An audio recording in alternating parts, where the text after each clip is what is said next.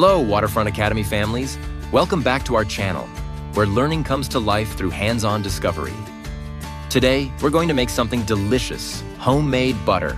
And the best part? We're going to make it just by shaking a jar. Here's what you'll need. A small jar with a tight lid, heavy whipping cream, a pinch of salt, optional, a bowl, and some bread or crackers for tasting. Step 1. Pour the cream. Pour the heavy cream into your jar until it's about halfway full. We leave space so the cream can move around while we shake it. Step 2. Shake, shake, shake. Close the lid tightly and start shaking. You'll need to shake for about 5 to 10 minutes.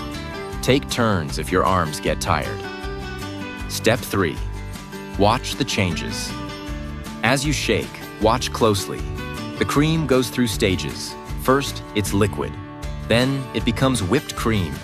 And finally, it separates into butter and a liquid called buttermilk. Step 4. Separate the butter.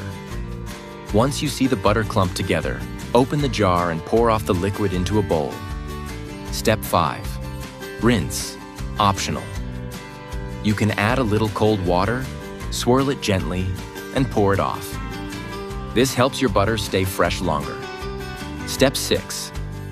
Add salt and enjoy. Add a pinch of salt if you'd like, and now it's ready to enjoy. Here's the science behind it. The cream contains tiny fat droplets.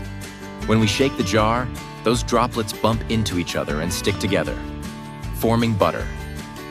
This is a wonderful example of hands-on learning, where children can see transformation happen right in front of them. Try this at home and let us know how it turns out. Don't forget to like, subscribe, and follow Waterfront Academy for more hands-on learning.